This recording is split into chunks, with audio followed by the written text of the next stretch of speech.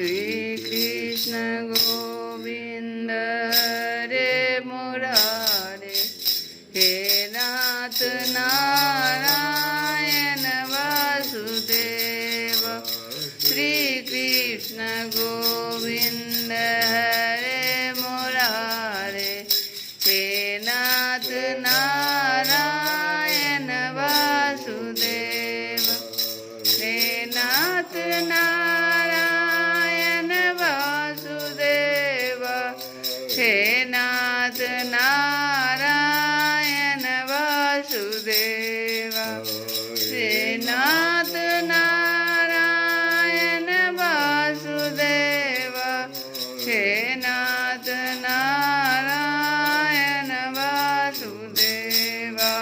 श्री कृष्ण गोविंद रे मुरारे, हे नाथ नारायण वासुदेव। हरे राम राम राम हरे हरे, हरे कृष्ण कृष्ण कृष्ण हरे हरे, हरे राम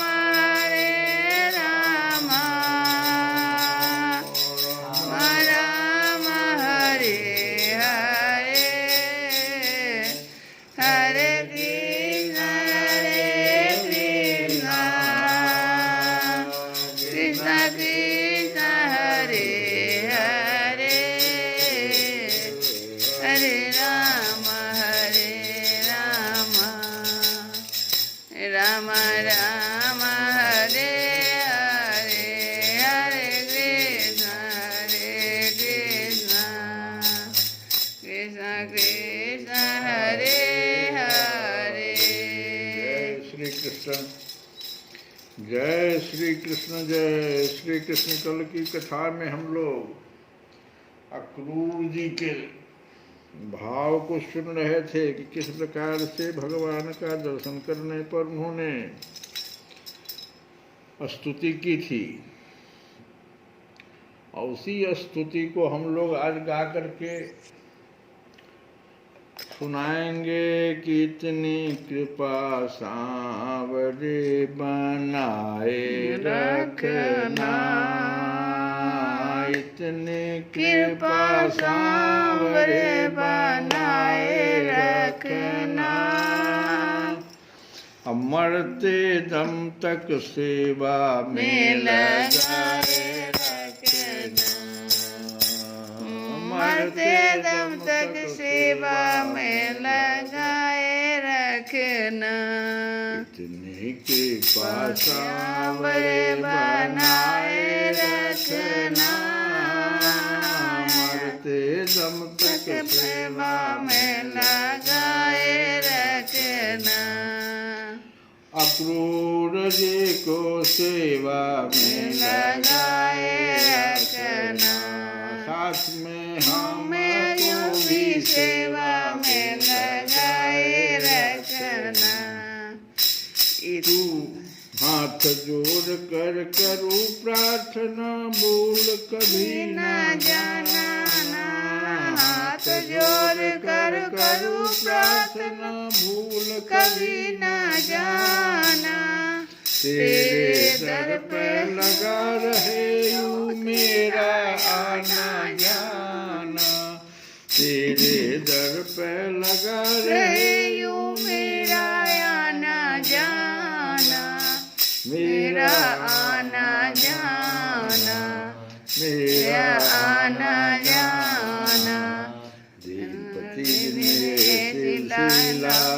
दिन प्रतिदिन सिलसिला बनाए रखना, मरते दम तक सेवा में लगाए रखना, मरते दम तक सेवा में लगाए रखना, इतनी कृपा सांवरे बनाए रखना, मरते दम तक सेवा में लगाए रखना, कृपा सांवरे हो। जन्म जन्म तक तेरा मेरा साथ कभी ना छूटे। जन्म जन्म तक तेरा मेरा साथ कभी ना छूटे। टूट जाए सांसों की लड़ियां तार कभी ना टूटे। टूट जाए सांसों की लड़ियां तार कभी ना टूटे। तार कभी ना टूटे। तार कभी ना टूटे।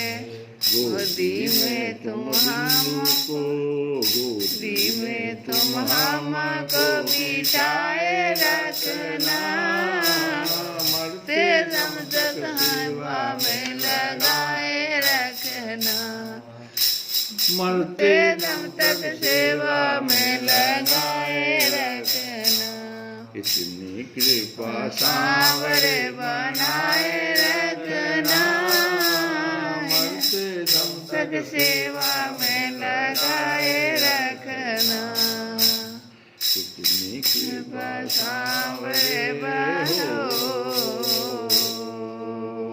इतनी कृपा सांवरे बनो।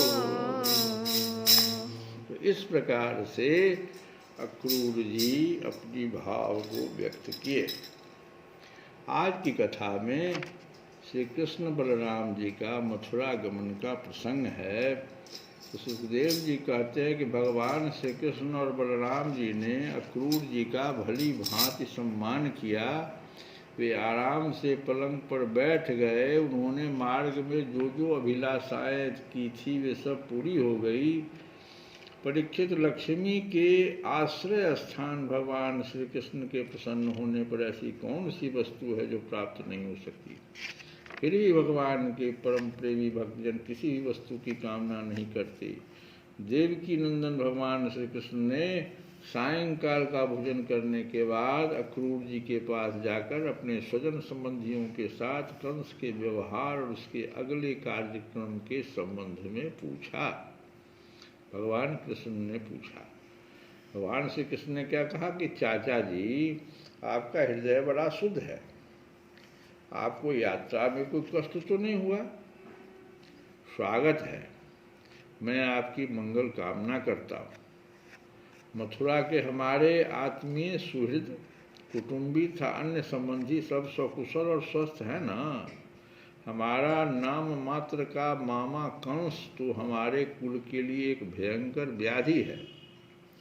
जब तक उसकी बढ़ती हो रही है तब तक हम अपने वंश वालों और उनके बाल बच्चों का कुशल मंगल क्या पूछें।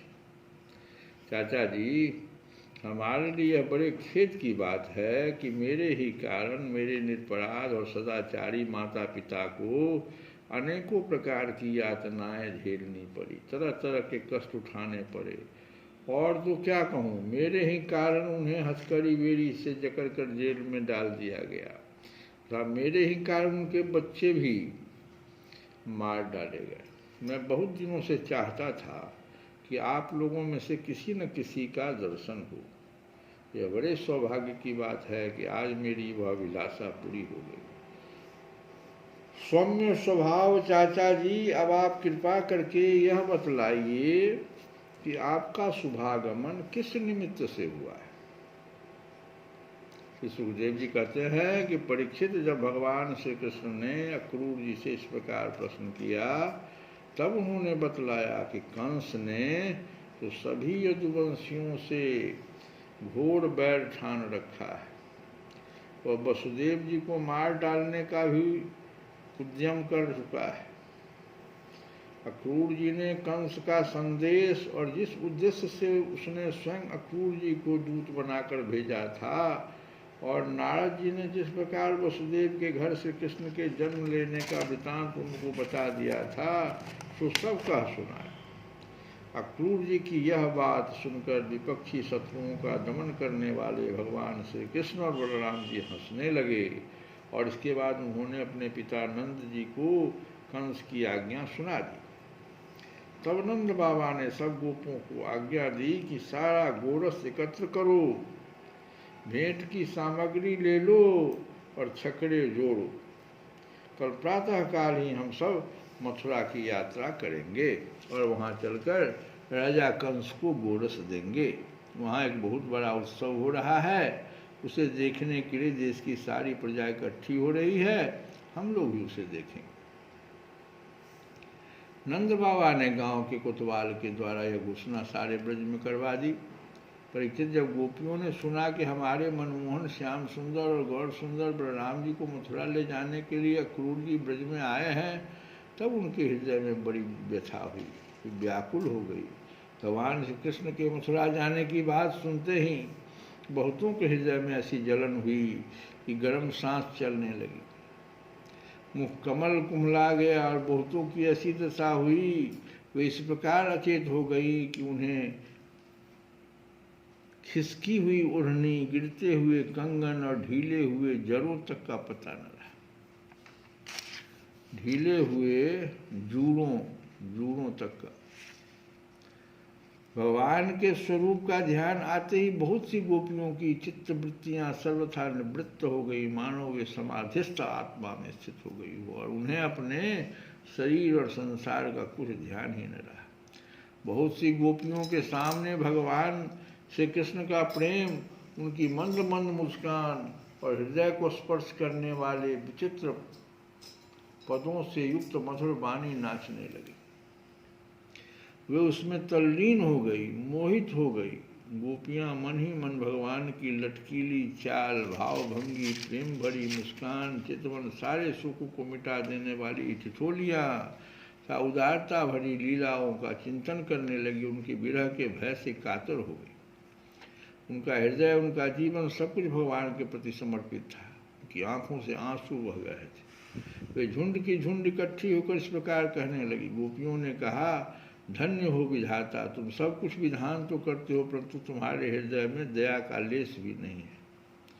पहले तो तुम सौहार्द और प्रेम से जगत के प्राणियों को एक दूसरे के साथ जोड़ देते हो, उन्हें आपस में एक कर देते हो, मिला देते हो, परंतु अभी उनकी आशाभिलाषाएं पूरी भी नहीं हो पाती, वे तृप्त भी नहीं हो पाते कि तुम उन्हें व्यर्थ ही अलग अलग कर देते हो। सच है, तुम्हारा यह खिलवाड़ बच्चों के खेल की तरह व्यर्थ ही है। यह कितने दुख की बात है। विधाता, तुमने पहले हमें प्रेम का वितरण करने वाले श्याम सुंदर का मुकम्मल दिखलाया, कितना सुंदर है वह। काले काले घुंघराले बाल कपोलों पर झलक रहे हैं, मरकत मणि से चिकने सुस्निग्ध कपोल और तोते की चोंच सी सुंदर नासिका तथा अधरों पर मंद मंद मुस्कान की सुंदर रेखा जो सारे शोकों को तत्क्षण भगा देती है। विधना, तुमने एक बार तो हमें वह परम सुंदर मुख कमल दिखाया और अब उसे ही हमारी आंखों से ओझल कर रहे हो। सचमुच तुम्हारी यह करतूत बहुत ही अनुचित है। हम जानती हैं कि इसमें अक्रूर का दोष नहीं है, यह तो साफ तुम्हारी क्रूरता है। वास्तव में तुम ही अक्रूर के नाम से यहाँ आए हो और अपनी ही दी हुई आंखें तुम हमसे इस मूर्ख की भांति छीन रहे हो। इनके द्वारा हम श्याम सुंदर के एक एक अंग में तुम्हारी सृष्टि का संपूर्ण सौंदर्य निहारती रहती थी। विधाता, तुम्हें ऐसा नहीं करना चाहिए। अहो नंद नंदन श्याम सुंदर को भी नए नए लोगों से नेह लगाने की चाट पड़ गई है। देखो तो सही, इनका सौहार्द, इनका प्रेम एक क्षण में ही कहाँ चला गया। हम तो अपने घर द्वार, स्वजन संबंधी, पति पुत्र आदि को छोड़कर इनकी दासी बनी और इन्हीं के लिए आज हमारा हृदय शोकातुर हो रहा है, परंतु ये ऐसे हैं कि हमारी ओर देखते तक नहीं। श्री कृष्ण गोविंद हरे मुरारी।